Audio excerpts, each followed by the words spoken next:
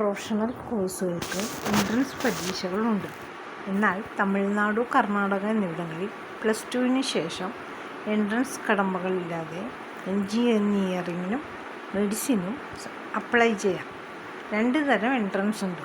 ഒന്ന് കേരള എൻട്രൻസും ഒന്ന് ഓൾ ഇന്ത്യ ലെവൽ എൻട്രൻസും. എഞ്ചിനീയറിംഗ്, മെഡിസിൻ, ലോ എന്നിവയ്ക്ക് കേരള എൻട്രൻസും ഓൾ ഇന്ത്യ എൻട്രൻസും ഉള്ളതിൽ കേരള എൻട്രൻസ് എഞ്ചിനീയറിങ്ങിനും മെഡിസിനും ഉള്ളത് കീം എന്നറിയപ്പെടുന്നു, KEAM.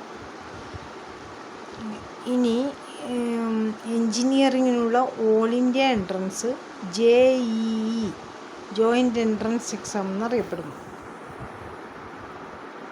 മെഡിസിനുള്ള Kerala entrance Kerala medical entrance exam. മെഡിസിനുള്ള ഓൾ ഇന്ത്യ എൻട്രൻസ് എക്സാമാണ് NEET.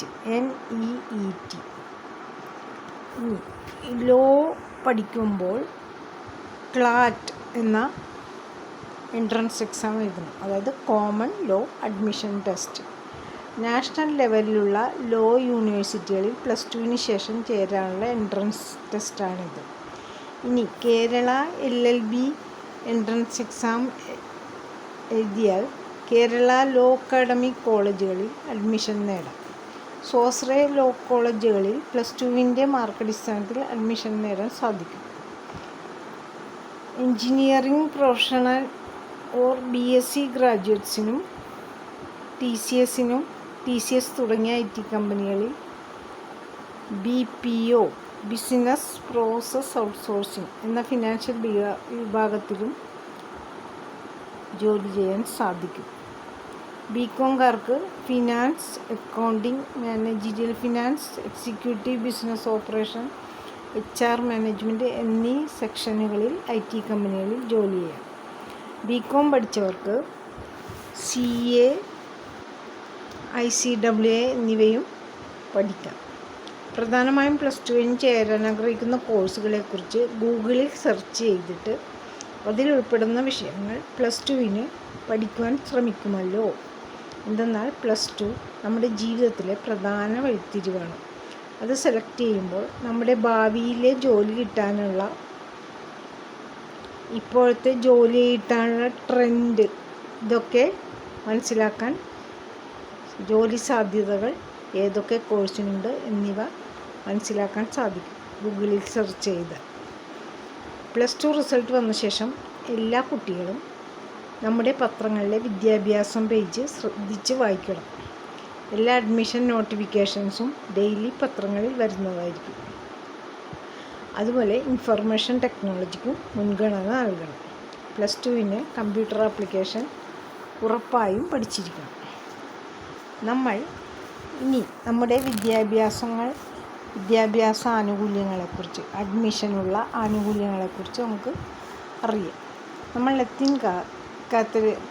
ലത്തീൻ കത്തോലിക്കർക്ക് അഡ്മിഷന് പ്രത്യേക സംവരണം, അതായത് OBC, അതർ ബാക്ക്വേർഡ് കമ്മ്യൂണിറ്റി എന്ന വിഭാഗത്തിലാണ് നമ്മൾ ലത്തീൻകാർ പെടുന്നത്.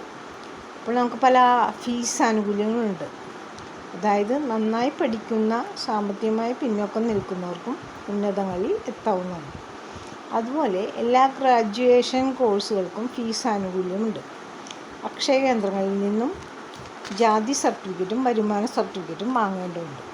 അതേപോലെ 8 ലക്ഷം വരെ വാർഷിക വരുമാനമുള്ള ലത്തീൻ ക്രൈസ്തവ സമുദായത്തിന് നോൺ ക്രീമി ലെയർ എന്ന സർട്ടിഫിക്കറ്റ് അക്ഷയ കേന്ദ്രങ്ങളിൽ നിന്ന് ലഭിക്കും. സ്റ്റേറ്റ്, ഓൾ ഇന്ത്യ ഗവൺമെൻറ് കോളേജുകളിൽ തുച്ഛമായ ഫീസ് കൊടുത്ത് പ്രൊഫഷണൽ ഡിഗ്രി കരസ്ഥമാക്കാൻ ഈ സർട്ടിഫിക്കറ്റ് ഉപയോഗപ്പെടുത്താവുന്നതാണ്. നോൺ ക്രീമി ലെയർ എന്ന് പറഞ്ഞാൽ നമ്മുടെ സമുദായം ഉയർന്ന സാമ്പത്തിക സ്ഥിതിയിലെത്തിയിട്ടില്ല എന്നുള്ളൊരു സർട്ടിഫിക്കറ്റാണത്. അത് അക്ഷയ കേന്ദ്രങ്ങളിൽ നിന്ന് ലഭിക്കുന്നത്. ഇനി കേരളത്തിലെ ഗവൺമെൻറ് വിദ്യാഭ്യാസത്തിനും ഗവൺമെൻറ് ജോലികൾക്കും OBC non creamy layer certificate വാങ്ങേണ്ടത് വില്ലേജ് ഓഫീസർ സാക്ഷ്യപ്പെടുത്തിയതാണ്. അതുപോലെ ഓൾ ഇന്ത്യ ലെവലിലുള്ള ജോലി സാധ്യതകൾക്കും പഠനത്തിനും നോൺ ക്രീമി ലെയർ സർട്ടിഫിക്കറ്റ് വാങ്ങേണ്ടത് താലൂക്കിലെ തഹസിൽദാർ സാക്ഷ്യപ്പെടുത്തിയതായിരിക്കണം.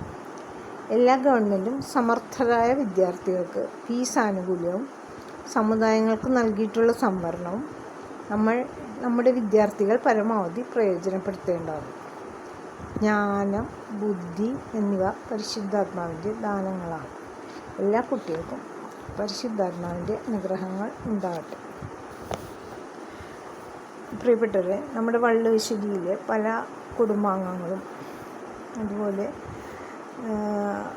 മറ്റുള്ള പലരും ആവശ്യപ്പെട്ടതനുസരിച്ചാണ് ഞാൻ ഈ ലേഖനം തയ്യാറാക്കിയത്. ഇതിലെന്തെങ്കിലും തെറ്റുകളോ ഉണ്ടെങ്കിൽ നിങ്ങൾക്ക് മറ്റുള്ളവരോട് ചോദിച്ചോ അല്ലെങ്കിൽ ഗൂഗിളിൽ സെർച്ച് ചെയ്തോ അതാത് മാറ്റങ്ങൾ അറിയാൻ കഴിയും കേട്ടോ. ശരിയാണ്. Thank you.